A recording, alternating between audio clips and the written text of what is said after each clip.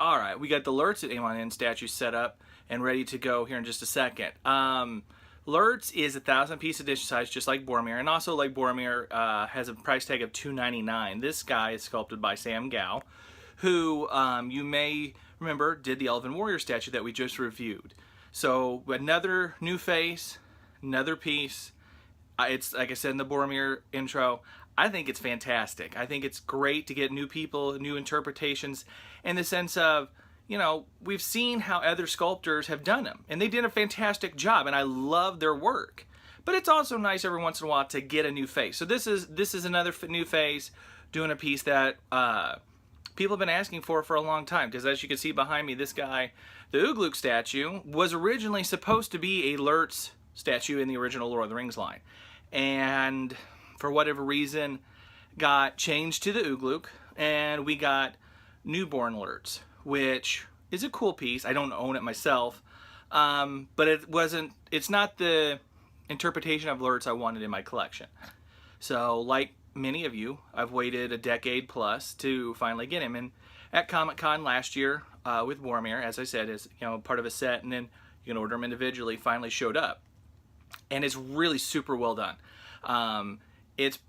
To me, it's the best Lurtz that's been done, so I think that that's pretty cool that, like I said, a new face hit a home run really on their first attempt, and so it's a piece that I think over time is going to become a high demand piece, because it may very well be the only representation we get of Lurtz in a 1/6 scale statue line. So I think that that's going to help it quite a bit. It's got a ton of detail.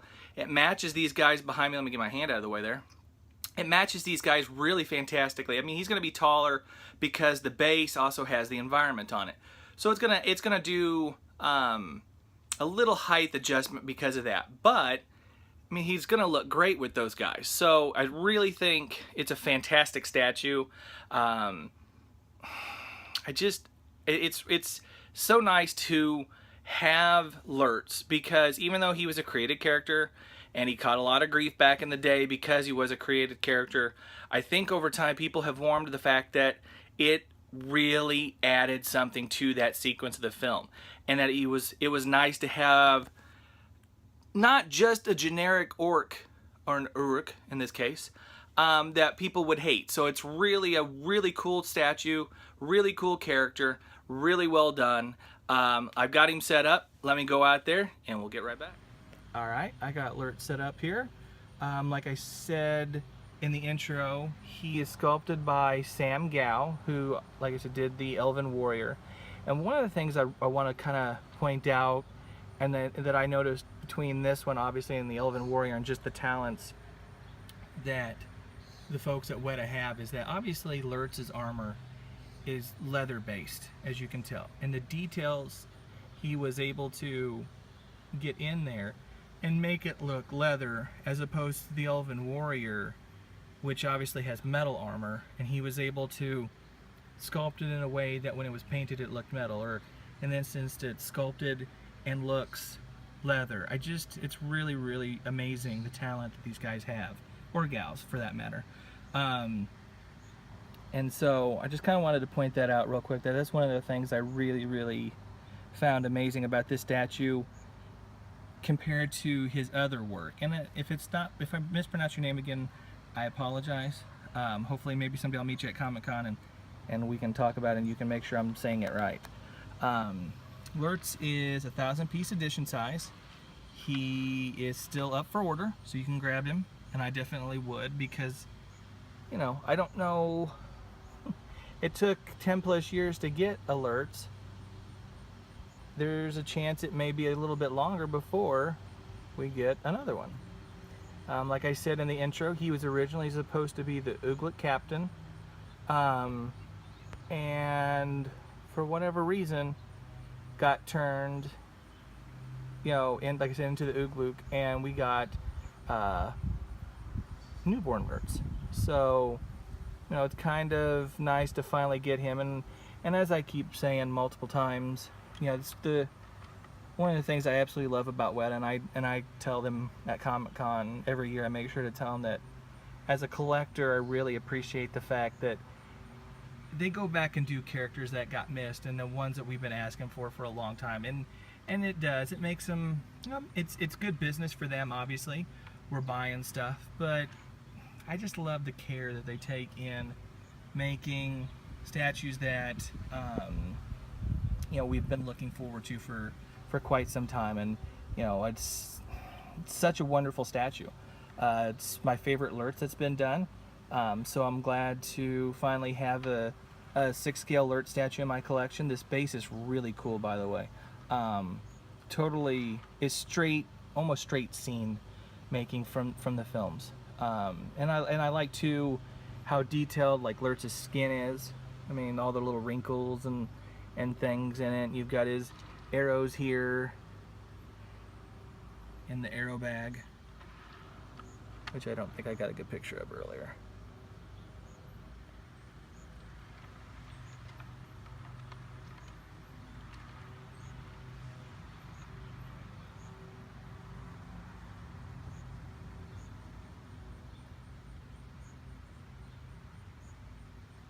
Really cool bow drawn pose here. I'll get you in just a second, but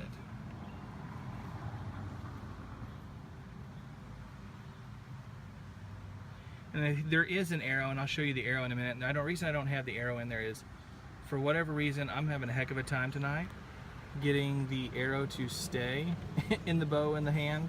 So I'll show you the arrow here in just a second. But just really neat statue. I just really like the statue. Great paint, great details as usual.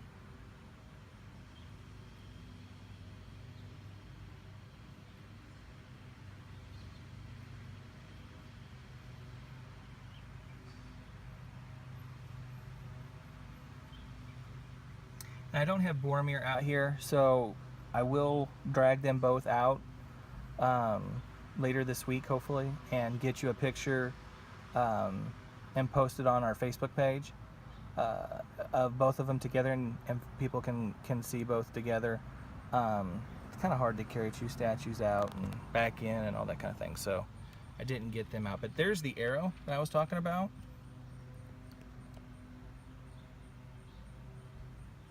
And that goes up there and rests up there, and it rests pretty easily, but for some, trying in the process of trying to do this and everything, kind of keep knocking it out of his hand. So back up and get you a look here.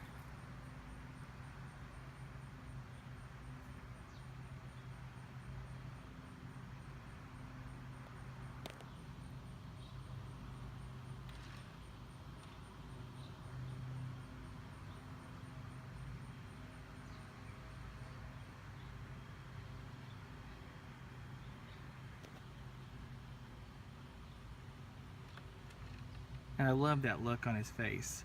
And I'll get you a close-up of his eyes and stuff in a minute. And I talked about this on the Boromir statue, and how good the eyes were on that. And I think these are every bit as good.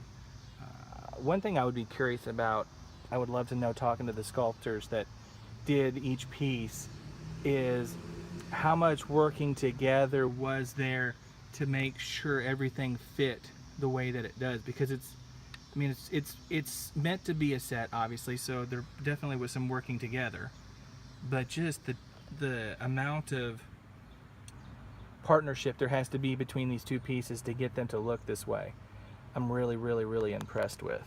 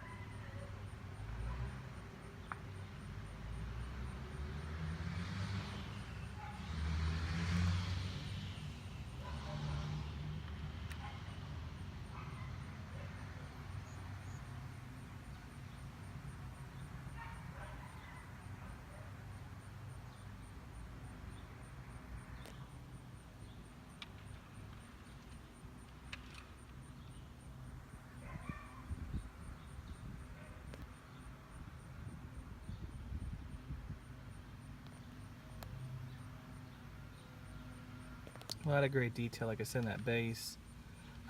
You know, it's, and like I said, with the Boromir too, it's very fall-y, very muddy and old looking, and that, you know, it's not a high traffic area, so got a lot of cool old branches and leaves and stuff on the ground.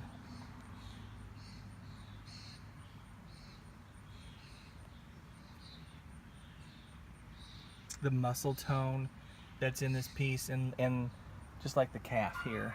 Let's see if I can get you a good picture. I mean, he looks, you know, Lurtz was a cool character, and I know he, like I said in the intro, he caught some grief when he was first spotted because he was a created character, but he adds so much to that sequence. He gives you somebody to hate. That, you know, it means, I think it means something a little bit more when Boromir dies because of how much it's easy to hate Lurtz. And he's just ruthless. And just when he gets stabbed by Aragorn and he pulls the sword in, that's a cool moment. I mean, that tells you how crazy and bad Lurtz was. He doesn't mind.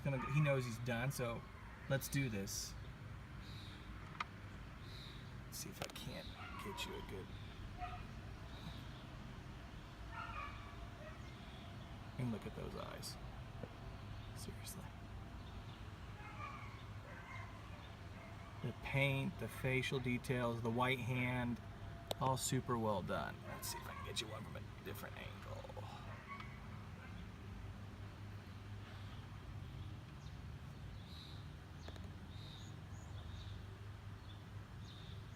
Just really cool piece.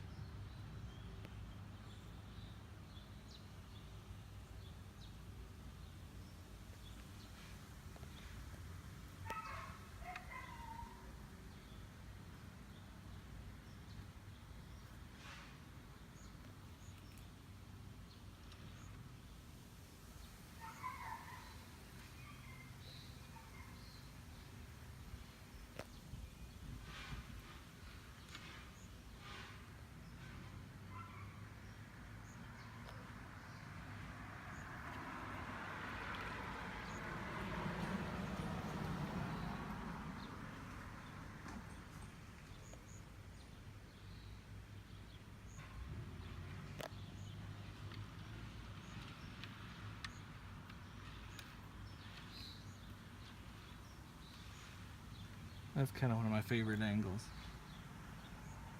Just really cool. Really, really neat piece. So well done.